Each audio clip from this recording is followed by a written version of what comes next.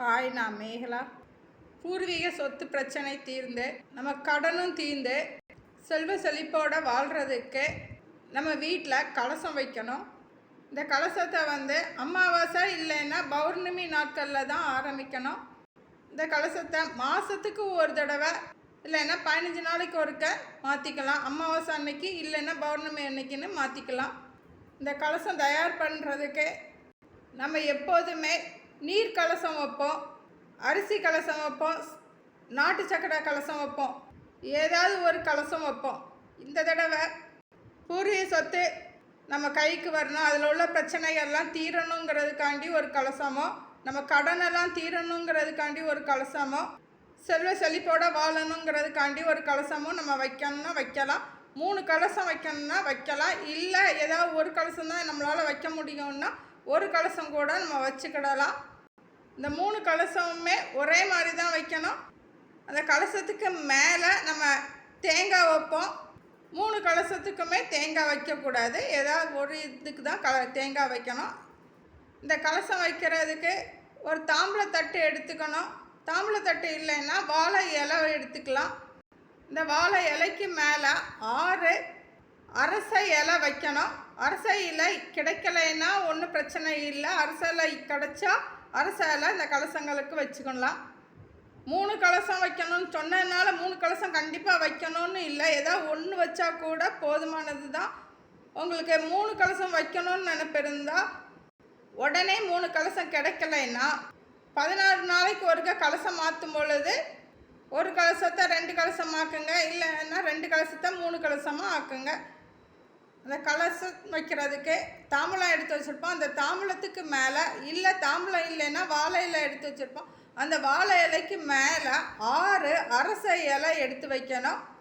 நம்ம பூர்வீக சொத்து நம்ம பங்கு நம்மளுக்கு கிடைக்கிறதுக்கு நம்ம முயற்சி பண்ணுவோம், ஆனால் நம்மளுக்கு கிடைக்கிறதுக்கு தாமதமாகும். யாராவது நம்மளுக்கு வில்லங்கமாக பிரச்சனை பண்ணிக்கிட்டு இருப்பாங்க. அந்த மாதிரி உள்ள பிரச்சனைகளில் இருந்து விடுபடுறதுக்கு அரசை இலை ஒரு கலசத்துக்கு 6 அரசை இலை எடுத்து அந்த தாம்பலம் இல்லைன்னா வாழை இலைக்கு மேலே வட்டமாக 6 இலைகளை வைக்கணும். அப்படி வச்சா அதில் இருக்கிற வில்லங்கம் தடைகள் இதனால் நம்மளுக்குள்ள மனஸ்தாபம் இருக்கும், அது எல்லாமே நீங்கும்.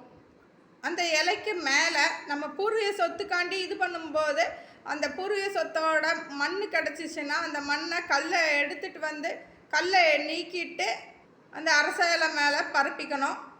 மண் எடுக்க முடியாது அப்படின்னா பாசுபதி அரிசியை அந்த வாழை இலை அரச இலை மேலே பரப்பி அதற்கு மேலே நம்ம கலச செம்பு வைக்கணும். பாசுபதி அரிசியை பரப்பும் பொழுதும் இல்லை பூர்வீக சொத்தோட மண்ணை எடுத்துகிட்டு அந்த கல்லை நீக்கிட்டு வைக்கும்போது அதை நம்ம கையால் 5 பிடி எடுத்து வைக்கணும். மண்ணும் 5 பிடி வைக்கணும். இல்லை அரிசியாக இருந்தால் பாசுமதி அரிசியாக இருந்தால் 5 பிடி பாசுமதி அரிசி வைக்கணும். அந்த மண் இல்லைன்னா அரிசிக்கு மேலே இந்த கலச செம்பு வைக்கிறது நம்ம வீட்டுக்கு புனிதத்தன்மை ஏற்படுத்தும். கலசம் செம்பு, வெள்ளி, பித்தாளை இந்த 3ல் எது வேணாலும் இருக்கலாம். மண் கலசம் கூட வைக்கலாம்.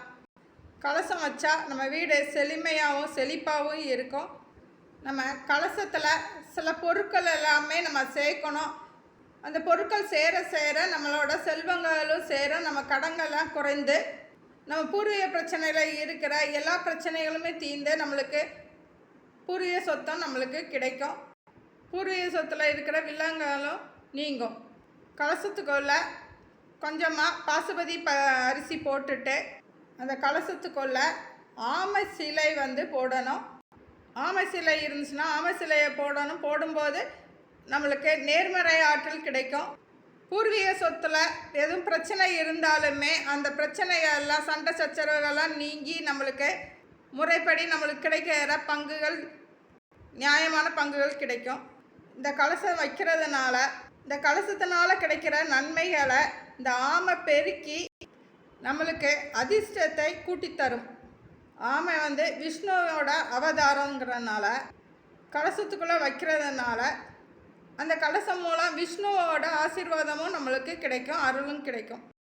கலசத்துக்குள்ளே லட்சுமி பாதம் வைத்தா செல்வம் பெருகும்.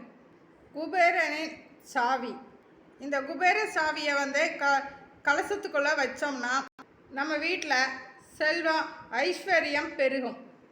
கஜலட்சுமி விளக்கு, நம்ம வீட்டில் அஷ்டலட்சுமி விளக்கு இருந்தாலுமே அது ரொம்ப சின்னதாக இருந்தாலுமே இந்த கலசத்துக்குள்ளே போகிற மாதிரி இருந்துச்சுன்னா அதையுமே இந்த கலசத்துக்குள்ளே வைக்கலாம். ஏதாவது ஒரு விளக்கு தான் வைக்கணும். வெள்ளி விளக்காக இருந்தாலும் வைக்கலாம், பித்தளை விளக்காக இருந்தாலும் வைக்கலாம். சின்ன விளக்காக இருக்கணும். வச்சோம்னா லட்சுமியின் அருளாசி கிடைச்சி நம்மளுக்கு செல்வம் கிடைக்கும். வீட்டில் மங்களங்கள் ஏற்படும். அதாவது திருமண தடை கூட இருக்கலாம், நம்மளுக்கு கடன் இருக்கிறதுனால கல்யாணம் நடக்காமல் கூட வீட்டில் இருக்கலாம். அந்த மங்கள விஷயங்கள் கூட நிறைவேற்றி கொடுக்கும். நெல்லிக்காய் இருந்தாலுமே நெல்லிக்காவை மாலை கட்டி கலசத்துக்கு தயார் பண்ணலாம். இல்லைன்னா கலசத்துக்குள்ளேயுமே நெல்லிக்காய் போட்டு வைக்கலாம். கலசத்துக்கு நெல்லிக்காய் மாலை போட்டோன்னா விஷ்ணு மகாலட்சுமியோட ஆசீர்வாதம் நம்மளுக்கு முழுமையாக கிடைக்கும். கலசத்துக்குள்ளே 2 கிராம்பு போடலாம், வாசனை திரவியத்துக்கான பொருட்கள். கலசத்துக்குள்ளே 2 ஏலக்காய் போடலாம். ஏலக்காய் போட்டால் செல்வம் பெருகும், வருமானம் கூடும், தொழிலில் இருந்த முடக்கம் நீங்கி தொழிலில் வளர்ச்சி ஏற்படும், வியாபாரம் பெருகும். கலசத்துக்குள்ளே வலம்புரி சங்கு சின்ன சைஸாக இருந்துச்சுன்னா அது கலசத்துக்குள்ளே வைக்கலாம். செல்வ செழிப்பையும் அதிர்ஷ்டத்தையும் தரக்கூடியது இந்த சங்கு. இந்த சங்கையுமே கலசச்சம்புக்குள்ளே நம்ம வச்சுக்கலாம். கலசத்துக்குள்ளே மஞ்சள் கிழங்கு வைக்கணும். மஞ்சள் பொடி போடக்கூடாது, ஐஸ்வர்யம் பெருகும்.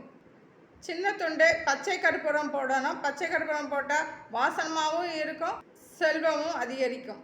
நம்மக்கிட்ட இருக்கிற தங்கம், முத்து, பவளம், கருகுமணி, வைரம், வெள்ளி இந்த நகைகளில் எது உங்கள்கிட்ட இருக்கோ அதில் சின்னதாக எது இருக்கோ அதை அந்த கலசத்துக்குள்ளே நம்ம போடலாம். அது மேலும் மேலும் பெருகும். கடன் நம்ம நகையை வச்சு அடகு வச்சு கடன் வாங்கியிருப்போம், அந்த கடனெல்லாம் அடைஞ்சி நம்மக்கிட்ட அந்த நகைகள் திரும்பி வரும். இதில் ஏதோ ஒன்று சின்னதாக இருந்தால் கூட போதும், வைக்கலாம். இல்லைனாலும் ஒன்றும் பிரச்சனை இல்லை. இல்லைன்னா குன்றுமணி கூட நம்ம வச்சுக்கலாம்.